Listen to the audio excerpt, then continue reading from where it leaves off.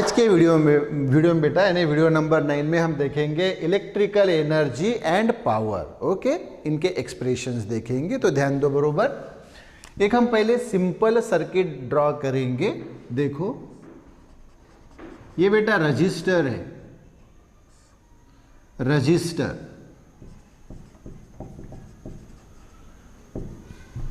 Okay, और ये है एक सेल, सेल यानी ही बैटरी। ये पॉजिटिव एंड, ये निगेटिव एंड। और आपको मालूम है पॉजिटिव एंड से निगेटिव एंड के तरफ क्या फ्लो हो रहा है? करंट फ्लो हो रहा है। यस, करंट फ्लो हो रहा है, इतना करंट। और ये रजिस्टर, रजिस्टर ये जो डिवाइस है ये है रजिस्टर। रजिस्टर ऐसे सिंबल से शो किया जाता है, रजिस्टर ऐसे शो किया जाता है, ख्याल में रखिए।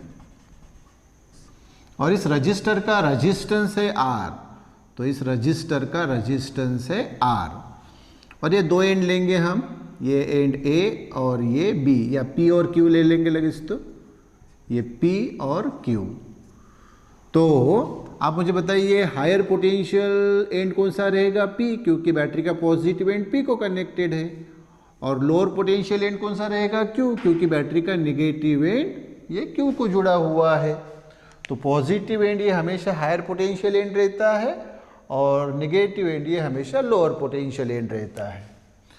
तो इस रजिस्टर के ऊपर जो पोटेंशियल डिफरेंस तैयार होगा P और Q, ये दो एंड के बीच का पोटेंशियल डिफरेंस, वो हम V से डिनोट करते हैं। आपको मालूम है, पिछले वीडियो में मैंने आपको बताया है। तो I इतना करंट फ्लो हो रहा है, रजिस्टर के बीच का पोटेंशियल डिफरेंस V है, P और Q के बीच में। ओके, तो एक रजिस्टर और ये सेल हमने कनेक्ट किए एक सर्किट में। तो पहले हम इसके बारे में मेंशन कर लेंगे सेंटेंस में। तो consider a register having resistance R। एक रजिस्टर कंसीडर कीजिए जिसका रेजिस्टेंस क्या है? R।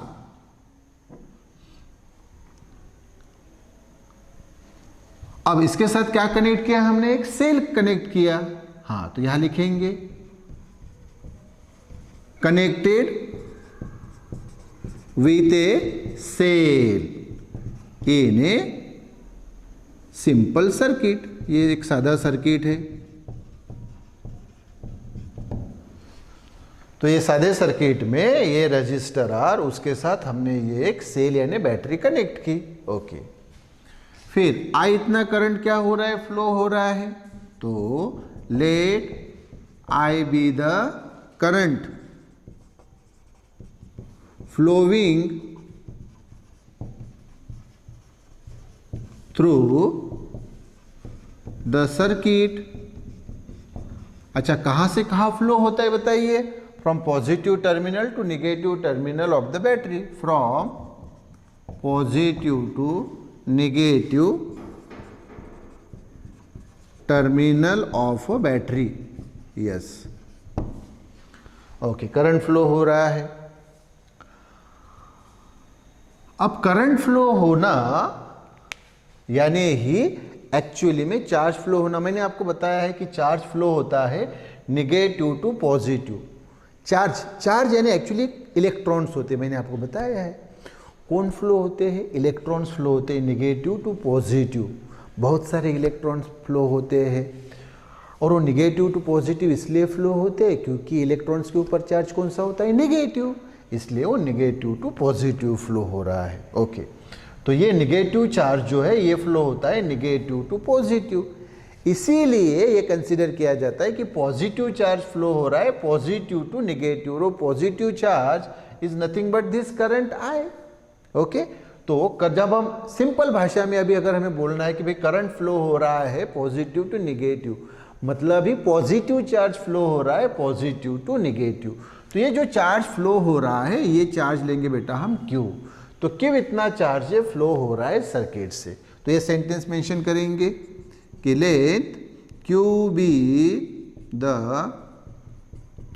Positive charge, Q be the positive charge flowing through the circuit from positive to negative terminal of battery. Okay, तो ये चार्ज फ्लो हो रहा है, पॉजिटिव टू नेगेटिव ये चार्ज फ्लो हो रहा है। लेकिन अब देखिए ये जो चार्ज फ्लो हो रहा है ये यहाँ तक आया P तक। ओके, P से उसको कहाँ तक फ्लो होना है, चार्ज को Q तक फ्लो होना है। ये चार्ज को P से Q तक। अच्छा, ये चार्ज Q है ना और ये एंड Q है, तो वो सिमिलर दिख रहे हैं तो कंफ्यूजन नहीं होना चाहिए, इसलिए मैं एंड जो है ये P और Q की जगह A और B ले लेता हूँ। क्लियर ना, A और B, क्योंकि P और Q लिया तो ये चार्ज भी Q दिखेगा और एंड भी Q दिखेगा तो कंफ्यूजन होगा, इसलिए A और B ले रहा हूँ। ओके, ठीक है। तो मैं आपको प्रश्न ये पूछ रहा था कि भाई जब ये चार्ज यहाँ से वायर से फ्लो होते हुए यहाँ तक आया, रजिस्टर तक, A एंड तक आया। ओके, फिर ये सामने फ्लो होगा ना, A टू B फ्लो होगा। तो ये जब चार्ज फ्लो होता है A टू B, तो वहाँ पे वर्क डन होता है। क्या होता है? वर्क डन होता है। वर्क करना पड़ता है उस चार्ज को फ्लो होने के लिए, इस A एंड से B एंड तक फ्लो होने के लिए वर्क करना पड़ता है। वो वर्क हम W से डिनोट करेंगे। हाँ, तो देखो, let W be the amount of work done. Amount of work done, work done की मात्रा, तो let W be the amount of work done to carry the charge from end A to end B।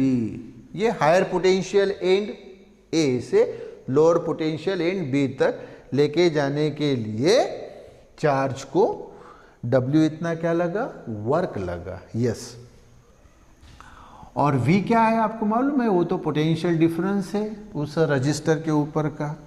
हाँ, सो V is the potential difference across the register। across the register है register के ऊपर का, मतलब register के A और B and जो है इनके बीच का पोटेंशियल डिफरेंस कितना है? V है। ओके, तो मैं आपको बताऊं कि ये अगर आपको पोटेंशियल डिफरेंस V की डेफिनेशन अगर आपको बतानी है तो पोटेंशियल डिफरेंस जो होता है V, वो इधर हम मेंशन करेंगे, इधर मेंशन करेंगे कि ये जो पोटेंशियल डिफरेंस है V, ये होता है W अपॉन Q। क्या होता है? V equal to W upon Q। V यानी ये पोटेंशियल डिफरेंस रजिस्टर के ऊपर का, यानी A और B पॉइंट के बीच का पोटेंशियल डिफरेंस। W यानी तो अभी बताया मैंने आपको, amount of work done to carry the charge Q, तो ये amount of work done to carry this charge Q। तो फिर इस फॉर्मूले से अगर आपको पोटेंशियल डिफरेंस की डेफिनेशन बतानी है तो कैसे बताएंगे? तो ध्यान दीजिए, पहले मैं बताता हूँ और फिर यहाँ मेंशन कर देंगे हम। तो ये V यानी potential difference across the resistor. Okay, तो potential difference is equal to यानी is defined as the amount of work done to carry the unit positive charge from higher potential end A to lower potential end B। तो आइए mention करेंगे फिर यहां, तो ये V क्या? The potential difference V is defined as क्या? Is defined as the, ये W यानी amount of work done, is defined as the amount of work done to carry a unit amount of work done, कितना वो W, to carry a unit positive charge Q, ये unit positive charge Q को carry करने के लिए, carry करने लेके जाना, कहां से कहा, from higher potential end A to lower potential end B। हाँ, तो यहां फ्रॉम, यहां मेंशन करेंगे फ्रॉम हायर, ये फार्मूला नीचे लिख लेंगे, from higher potential end A to lower potential end B। फिर से बताओ डेफिनेशन, फार्मूला लिख लेता हूं कि V equal to W by Q। हाँ, तो V यानी the potential difference V is equal to, यानी इज डिफाइंड एज क्या, ये W यानी the amount of work done W, to carry लेके जाने के लिए क्या, ये Q यानी यूनिट पॉजिटिव चार्ज Q, कहां से कहा, ये A से B तक, from higher potential end A to lower potential end B। So V equal to W by Q। हाँ, तो फिर देयरफॉर ये Q अगर इधर लाए तो क्या होगा, तो ये V और ये Q equal to W, left equal to right, so right equal to left. तो ये W क्या हुआ, वर्क डन हुआ, वर्क डन किस लिए, चार्ज को लेके जाने के लिए, A एंड से B एंड तक चार्ज को लेके जाने के लिए लगने वाला वर्क डन।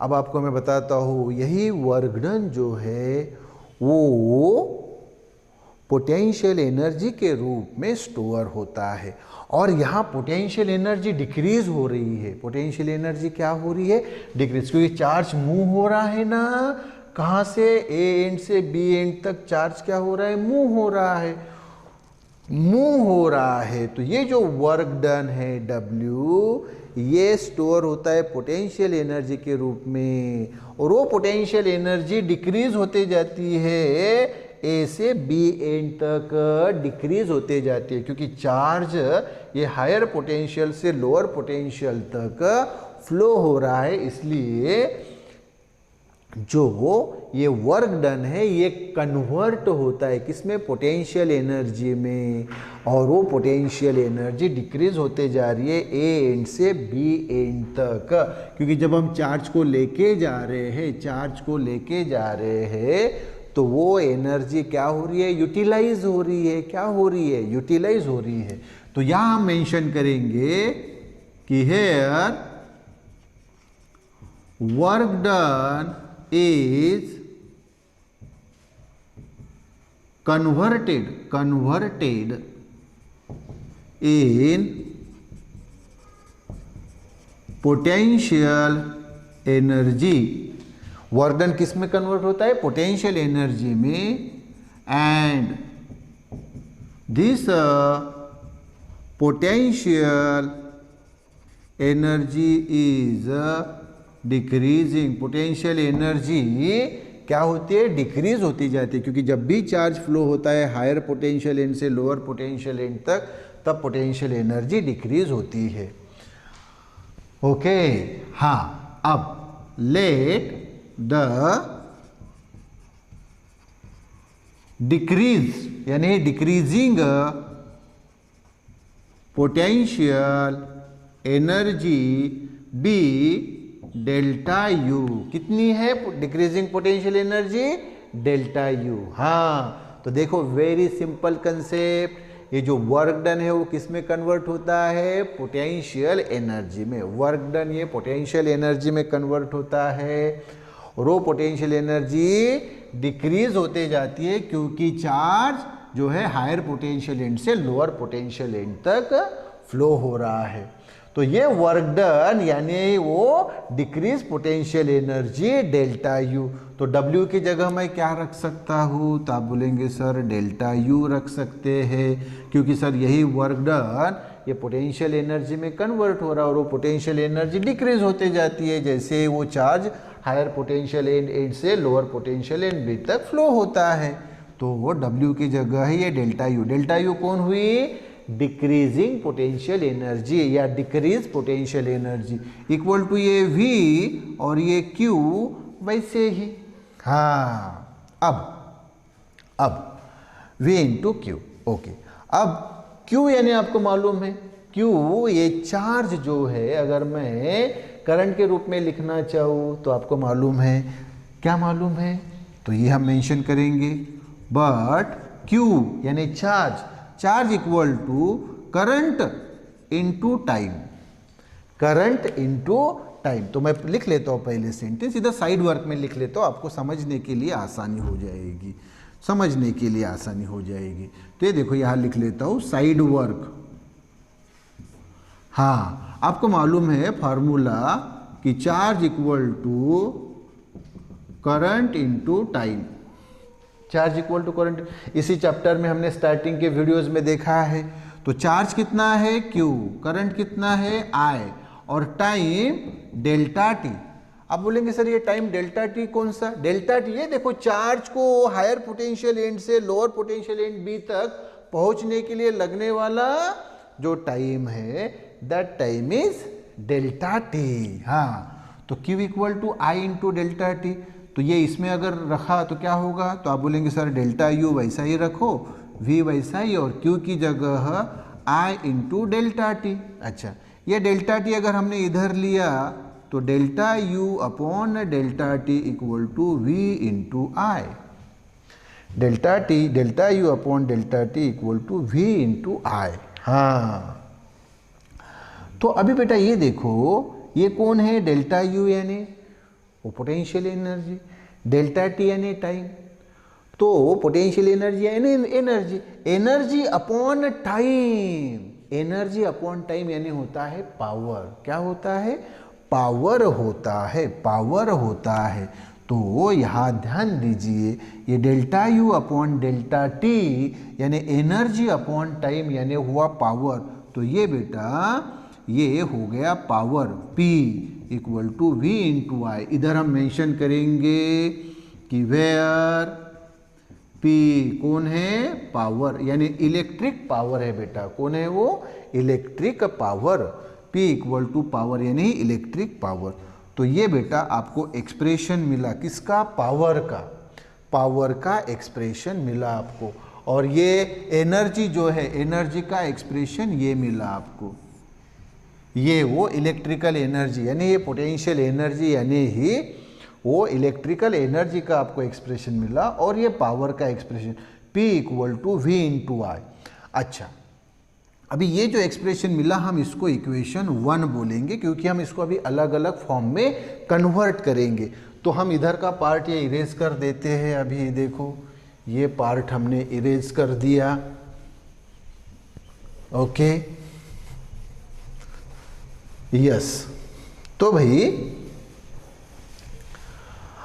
अब आप मुझे बताइए फिर से इधर साइड वर्क में ही बताइए पहले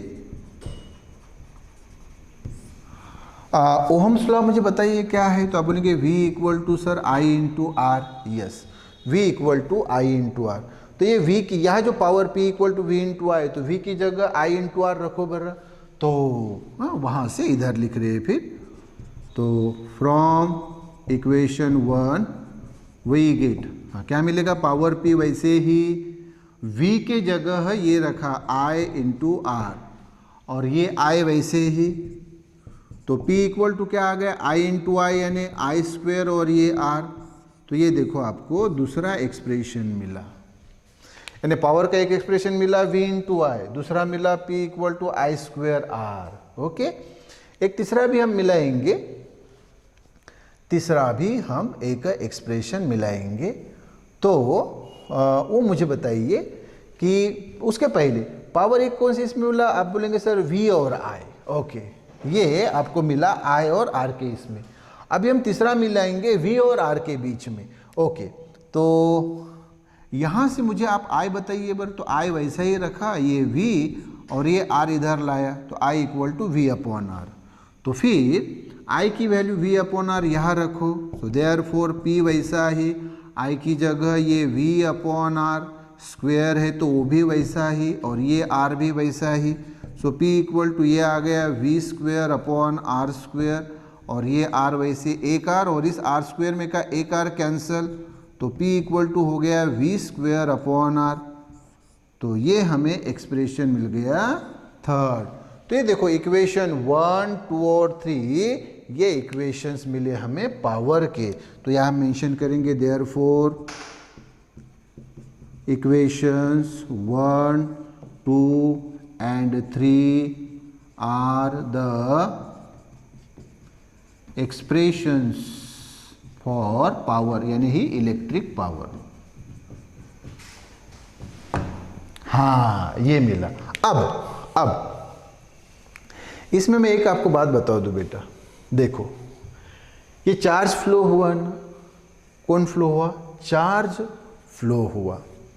ये जब चार्ज फ्लो होता है ना, ये पॉजिटिव चार्ज फ्लो हुआ, हाँ पॉजिटिव से निगेटिव एंड में, मतलब ये अल्टीमेटली निगेटिव टू पॉजिटिव क्या फ्लो हुआ? निगेटिव चार्ज यानी इलेक्ट्रॉन्स फ्लो होते। तो ये इलेक्ट्रॉन्स जो है, बहुत सारे जो इलेक्ट्रॉन्स है ये क्या होते हैं? एक दूसरे से क्या होते हैं बेटा? कोलाइड होते हैं। तो इलेक्ट्रॉन्स आपस में कोलाइड होते हैं, उसके साथ साथ ये इलेक्ट्रॉन्स वहाँ जो पॉजिटिव चार्ज है उसके साथ भी कोलाइड होते हैं। आप बोलेंगे सर कौन सा पॉजिटिव चार्ज? सुनिए, वो जो ये जो बेटा रजिस्टर जो है ये एक्चुअली क्या है? एक मटेरियल है। तो उस मटेरियल में बेटा क्या है? बहुत सारे लाखों करोड़ों एटम्स है। तो एटम का सेंट्रल पार्ट जो होता है बेटा, एटम का सेंट्रल पार्ट जो होता है जिसे हम न्यूक्लियस बोलते हैं, वो तो पॉजिटिव चार्ज होता है, और ऑर्बिट में कौन घूम रहे हैं? इलेक्ट्रॉन्स। हाँ, तो अभी देखो ये जो इलेक्ट्रॉन्स फ्लो हो रहे हैं, तो ये इलेक्ट्रॉन्स जो फ्लो हो रहे हैं ये आपस में भी टकराते हैं, और वो पॉजिटिव जो कोर है, पॉजिटिव जो चार्ज है उसके साथ भी क्या होते? टकराते। तो जब वो टकराते हैं तो वहाँ बेटा टकराने के कारण हीट डेवलप होती है। क्या डेवलप होती है? हीट डेवलप होती है, हीट डेवलप होती है। इसलिए ख्याल में रखिए कि जब भी करंट फ्लो हो रहा है तो बेटा वहाँ पे क्या डेवलप होती है? हीट डेवलप होती है, हीट डेवलप होती है, और वो हीट फिर बाद में डेवलप होके डिसिपेट होती है। हीट क्या होती है? वो डेवलप होके तैयार होती है और डिसिपेट होती है, यानी बाहर निकलती है। तो वो एक सेंटेंस हम यहाँ पे मेंशन कर देंगे कि क्या मेंशन करेंगे? कि भाई जब करंट फ्लो होता है, जब करंट फ्लो होता है तो उस रजिस्टर में क्या डेवलप होती है? हीट डेवलप होती है, और वही हीट बाद में डिसिपेट होती है, यानी बाहर निकलती है। तो ध्यान दीजिए, तो व्हेन, ये इसके बाद बेटा यहाँ लिख रहा हूँ, when current passes through the resistor. अब यहाँ क्या कनेक्ट किया बेटा? रजिस्टर, इसलिए हाँ resistor. When current passes through the resistor, the electrons collide with other electrons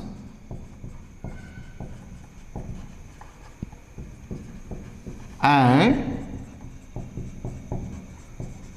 positive charge core. Positive charge core यानी कौन बेटा? वो जो न्यूक्लियस है पॉजिटिव चार्ज वाला, हाँ, तो उसके साथ भी वो टकराते हैं और दूसरे इलेक्ट्रॉन्स के साथ भी टकराते हैं। सो हीट इज जनरेटेड,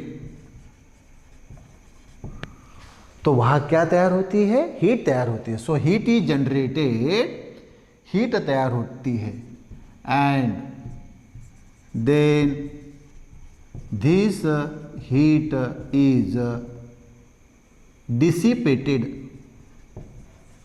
यही हीट क्या होती है? डिसिपेट होती है, ना निकलती है बाहर। ओके, यस, तो ये इंपॉर्टेंट बात।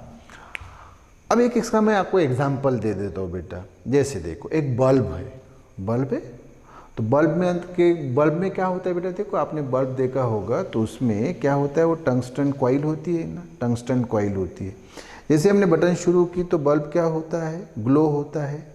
यस, वो टंगस्टन जो वायर है वो जो है वो हमें क्या देती है मालूम है, क्या देती है? तो आप बोलेंगे सर वो बल्ब ग्लो हुआ तो लाइट देगा, है ना, प्रकाश हमें मिलेगा। और साथ में क्या मिलती है, हीट मिलती है। अगर आप वो बल्ब को हाथ लगाए तो आपका हाथ एक प्रकार से आपको ऐसा जलेगा, जलने टाइप कुछ होगा। क्यों ऐसा हुआ? क्योंकि वहाँ से हीट भी क्या हो रही है, वहाँ हीट जनरेट हो रही है और वो हीट बाद में डिसिपेट हो रही है, बाहर निकल रही है। तो कॉमन सेंस की बात है। देखो एक आपने बल्ब लगाया, बटन ऑन की तो क्या होगा, बटन ऑन की तो करंट पास होगा, वो बल्ब से करंट पास हुआ। तो करंट पास हुआ तो आपको बल्ब के द्वारा क्या मिला? तो आप बोलेंगे सर लाइट मिला, प्रकाश मिला। ओके, और साथ में क्या मिली, हीट मिली। क्या मिली, हीट, क्योंकि वो जो टंगस्टन कॉइल है वो हीटेड होती है। That tungsten coil gets heated up to incandescence. Incandescence यानी उसकी जो कैपेसिटी है हीट को एब्जॉर्ब करने की, उस लेवल तक वो हीटेड होते जाता है। हाँ, और वही हीट बाहर निकलती है। इसलिए अगर आपने वो जलते हुए बल्ब को अगर हाथ लगाया, वो जो ग्लो हो रहा है बल्ब, उसको अगर हाथ लगाया तो आपका वो जो हीट है आपको आपके हाथ को लगेगी, आपका हाथ जले टाइप होगा। यस, तो उसका एग्जाम्पल हम मेंशन करेंगे। तो फॉर एग्जाम्पल अभी यहाँ पे हमने क्या लिया बेटा, इस सर्किट में रजिस्टर लिया। यस, तो यहाँ आप रजिस्टर की जगह दूसरा डिवाइस ले सकते हैं। जैसे कि अभी मैंने बताया इलेक्ट्रिक बल्ब, अगर आप यहाँ इलेक्ट्रिक बल्ब, इसकी जगह क्या रखते हैं, इलेक्ट्रिक बल्ब रखते हैं, इसके जगह इलेक्ट्रिक बल्ब रखा। लेकिन इसमें बता भी देता हूँ, जैसे देखो अभी तो ये ए और बी, यहाँ अभी रजिस्टर आपने नहीं रखा, और यहाँ अगर आपने एक ऐसा बल्ब रखा, ये बल्ब रखा है ना, तो इसमें ये देखो बेटा वो टंगस्टन कॉइल है, तो इसमें से देखो ये करंट पास हो रहा है टंगस्टन कॉइल में से। तो यहाँ से आपको क्या मिलेगा, तो आप बोलेंगे सर ये लाइट मिलेगा। बिल्कुल सही बात है। एंड साथ में क्या मिलेगी, हीट मिलेगी। क्या मिलेगी, हीट मिलेगी। यस, तो अभी आप यहाँ रजिस्टर भी लगा सकते हैं। अब अभी एग्जाम्पल के लिए आपको मैंने बताया बल्ब भी लगा सकते हैं। तो for example when current is passed through a bulb up to incandescence, incandescence उसकी यानी उसकी हाईएस्ट लेवल तक अगर उसको हीट किया, ओके, मतलब वो करंट पास किया तो वो बल्ब क्या होता है, ग्लो होता है। ओके, तो फिर से for example when current is pass through a bulb up to incandescence it, यानी वो बल्ब रेडिएट्स। बल्ब क्या करता है, रेडिएट्स। क्या रेडिएट करता है, ये देखो, मतलब क्या देता है, लाइट यानी प्रकाश एंड हीट। लाइट और हीट वो रेडिएट करता है, एमिट करता है, डिसिपेट करता है। यस, तो ये हो गया बेटा इलेक्ट्रिक एनर्जी एंड पावर। इसके हमने एक्सप्रेशंस भी देखे और पावर के भी एक्सप्रेशन देखे, एक ने दो नहीं बल्कि तीन तीन एक्सप्रेशंस देखे। ओके, तो इसके ऊपर जो आपको क्वेश्चन आएगा वो क्वेश्चन क्या आएगा, पहले तो क्वेश्चन आपको यहाँ तक आ सकता है कि भाई derive the expression for electric energy और decreasing potential energy in electric circuit. हाँ, या फिर आपको दूसरा क्वेश्चन पूछा जाएगा ये पावर का कि भाई derive the expression for electric power in simple circuit. या आपको तीसरा क्वेश्चन ये पूछा जाएगा कि when current flows through the circuit electric energy and electric power is generated and heat is dissipated. Heat dissipate होती है। हाँ, तो ये पूरा जो आर्टिकल है जो मैंने आपको स्टेप बाय स्टेप अभी बताया विद फिगर, ये आपको एक्सप्लेन करना है। तो ये बल्ब के लिए मैंने बताया, तो ये वापस मैं हटा देता हूँ, आपके रेफरेंस के लिए मैंने बताया था। या वही रजिस्टर ही हम वापस लगा लेंगे। तो ये रजिस्टर, इसका रजिस्टेंस आर, ये एंड ए बी, और पोटेंशियल डिफरेंस ये वी। तो सर्किट में आप रजिस्टर लगा सकते हैं, इसके जगह बल्ब लगा सकते हो, कोई भी डिवाइस लगा सकते हैं। तो हमने यहाँ रजिस्टर लगाया। रजिस्टर आपके सिलेबस में रजिस्टर ही दिया है, इसलिए उसी के पॉइंट ऑफ व्यू से हमने लिया है। आपके स्टेट और सीबीएसई में वही रजिस्टर लगाया, इसलिए उसके रेफरेंस से ही हमने ये पूरा आर्टिकल लिया है। और मैंने फिर बाद में बल्ब भी लगा के दिए हैं आपको बताने के लिए कि कैसे भाई वो लाइट यानी प्रकाश और हीट यानी उष्मा, हीट कैसे वो रेडिएट करता है, ये भी बताया है। ओके बेटा, यस। अभी बेटा हम ये प्रॉब्लम लेंगे इसी के ऊपर, इलेक्ट्रिक एनर्जी एंड पावर के ऊपर। और इस प्रॉब्लम के माध्यम से मैं आपको ये बताऊंगा कि आपके घर में जो इलेक्ट्रिसिटी का बिल आता है वो बिल कैसे आता है। मतलब हम महीने भरे का जो इलेक्ट्रिक का बिल, मतलब इलेक्ट्रिसिटी यूज करते हैं, बल्ब जलाते हैं, हीटर जलाते हैं, है ना, फैन जलाते हैं, टीवी जलाते हैं, ओके। तो इस प्रकार से जो मतलब इलेक्ट्रिक इंस्ट्रूमेंट्स हम यूज़ करते हैं और उसका फिर टोटल हमें बिल आता है महीने भरे का। तो अभी एक एग्जांपल हम लेंगे कि जिससे आपको पता चले कि भाई इलेक्ट्रिसिटी यूज कैसे होती है। ओके, तो न्यूमेरिकल पहला कि an electric heater takes 6 ampere current from a 230 volt supply line. अच्छा, ध्यान दीजिए, तो ये सेल यानी बैटरी हम यहाँ लगाई। हाँ, तो हमारे घर में जो इलेक्ट्रिसिटी आती है वो तो पावर हाउस से आती है। तो अभी यहाँ सेल यानी बैटरी यानी वो पावर हाउस समझिए, और वो कितना आता है हमारे यहाँ, वो आता है इस रेंज का 230 वोल्ट। इतना जो वोल्टेज का जो पावर है यानी इलेक्ट्रिसिटी इतने वोल्टेज की हमारे यहाँ आती है। तो ये होती है सिंगल फेज की, सिंगल फेज की ये इलेक्ट्रिसिटी हम यूज़ करते हैं 230 वोल्ट। तो यहाँ पे वो सेल यानी बैटरी यानी पावर स्टेशन। ओके, तो पावर स्टेशन से ये वोल्टेज कितना आ रहा है, तो देखो सॉल्यूशन बरोबर ध्यान दो, पहले प्रॉब्लम को फिर से रेफर कर लेते हैं। तो एक इलेक्ट्रिक हीटर है। अच्छा, ये रजिस्टर है ना, रजिस्टर की जगह अभी मैं इलेक्ट्रिक हीटर ड्रॉ कर लेता हूँ। तो ये इलेक्ट्रिक हीटर जैसे हमने बल्ब ड्रॉ किया था वैसे ही ये इलेक्ट्रिक हीटर है। हाँ, तो कितना वोल्टेज सप्लाई किया जा रहा है पावर स्टेशन से हमारे घर पे 230 वोल्ट। ओके, और ये हीटर कितना करंट ले रहा है, ये ले रहा है 6 एम्पियर करंट। तो हमें पूछा है calculate the power of the heater.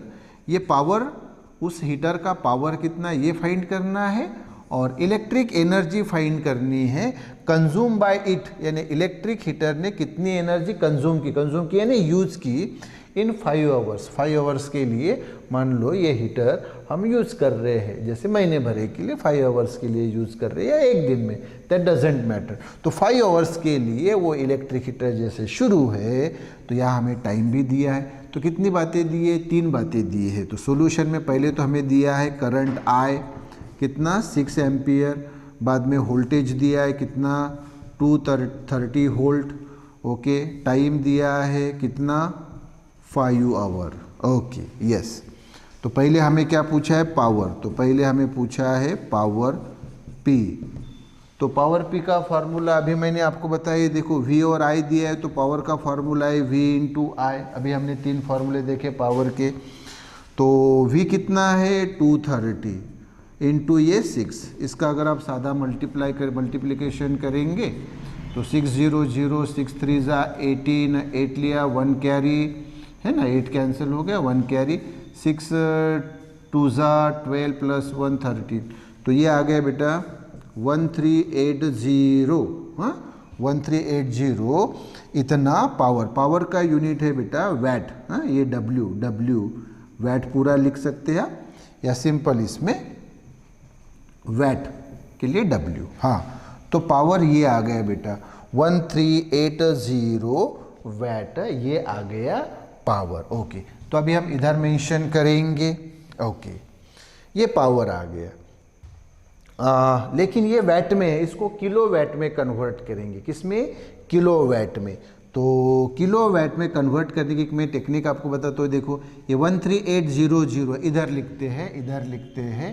तो ये पावर पी 1380, तो मैं वही आंकड़ा लिख लेता हूँ यहाँ, नंबर 1380.0 लिखने से कोई प्रॉब्लम नहीं, इतना क्या वैट। अच्छा, तो अगर इस पॉइंट को आप 3 डिजिट बैक लाते हैं, कितना बेटा 3 डिजिट अगर बैक लाया तो ये नंबर होगा 1.38, ये 00, और 3 डिजिट बैक लाया तो 10⁻3, ये वैट वैसे ही बेटा 3 डिजिट बैक लाया, इसलिए पॉइंट को 3 डिजिट बैक लाया, इसलिए यहाँ क्या नंबर आया बेटा 10⁻3। तो ये 1.38, ये 00 का कोई मतलब नहीं, और 10⁻3 को बोला जाता है बेटा किलो, और ये वैट वैसे ही। तो देखो पावर ये आ गया 1.38 किलो वैट। ओके, तो आंसर तो यही मिल गया था वैट में, लेकिन ये फिर हमने किलो वैट में फाइंड किया। ओके, क्योंकि उसकी हमें सामने अभी ज़रूरत है इसलिए। अब हमें क्या पूछा है बाद में, इलेक्ट्रिक एनर्जी पूछी है, इलेक्ट्रिक एनर्जी। तो दूसरा, तो इलेक्ट्रिक एनर्जी, हाँ इलेक्ट्रिक एनर्जी देखो, तो इलेक्ट्रिक एनर्जी, ये भी मैंने अभी बताया बेटा इलेक्ट्रिक एनर्जी। तो इलेक्ट्रिक एनर्जी जो है ये होता है power into time, power into time. तो electric energy equal to power into time, या सिंपल इसमें अगर मैं आपको बताऊँ तो अभी मैंने आपको बताया ना कि पावर इक्वल टू क्या होता है, ये बताया था इसी आर्टिकल में, हाँ, delta U upon delta T. Delta U क्या थी, एनर्जी, वो potential energy, upon delta T यानी टाइम। तो पावर इक्वल टू सादी भाषा में एनर्जी अपॉन टाइम। तो एनर्जी को कौन सी, हम इलेक्ट्रिक एनर्जी की बात कर रहे हैं, तो electric energy upon time. Okay, तो हमें वो इलेक्ट्रिक एनर्जी फाइंड करनी है, तो P वैसा ही, ये इलेक्ट्रिक एनर्जी अपॉन ये टाइम। अच्छा, टाइम, अच्छा पावर कितना है ये मुझे बताइए, तो आप बोलेंगे सर ये 1.38 किलोवाट, ये इलेक्ट्रिक एनर्जी, टाइम कितना है, तो आप बोलेंगे सर 5 आवर। Okay, yes. तो अगर ये इधर आप लाएंगे तो क्या होगा, तो ये होगा 1.38 किलोवाट इंटू ये 5 आवर इक्वल टू ये बेटा वही इलेक्ट्रिक एनर्जी।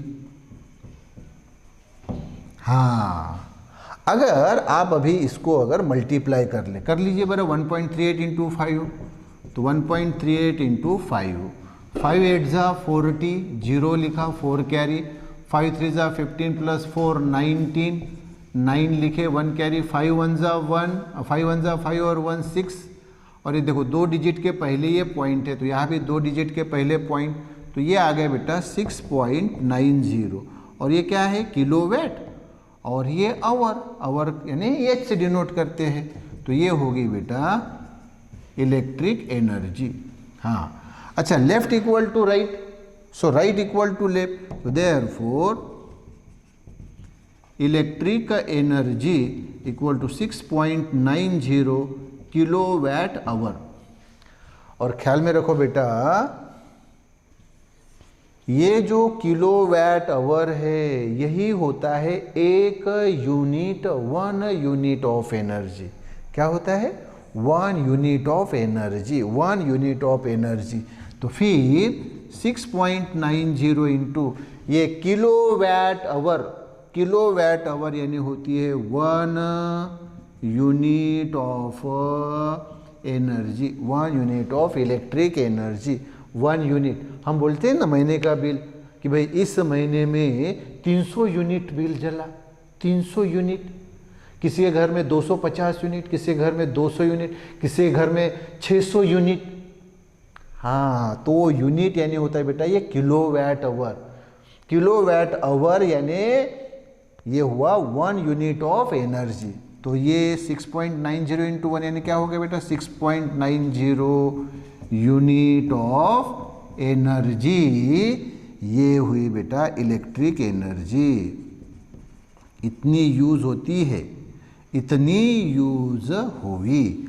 अब वही मैं आपसे बात कर रहा था कि भाई अगर ये हीटर 5 आवर के लिए शुरू है, कितने आवर के लिए, कंटिन्यूसली 5 आवर्स, तो आपका एक प्रश्न भी रहेगा सर वो हीटर 5 आवर्स के लिए क्यों शुरू रहेगा सर? सही बात है, 5 आवर्स के लिए हम कितना कौन सा पानी गर्म करेंगे 5 आवर्स के लिए?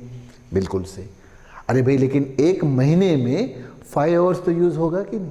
एक महीने में मतलब एक दिन में जैसे हमने 10 मिनट के लिए यूज़ किया, किसी दिन 5 मिनट के लिए यूज़ किया, तो महीने भरे के लिए हमने हीटर जैसे 5 आवर्स के लिए यूज़ किया, तो उस सिर्फ हीटर के कारण कितनी इलेक्ट्रिक एनर्जी जली यानी यूज हुई? 6.90 यानी करीबन 7 यूनिट एनर्जी सिर्फ हीटर के लिए लगी। फिर कुछ बल्ब के लिए लगती है, कुछ टीवी के लिए लगती है, कुछ फ्रिज के लिए लगती है।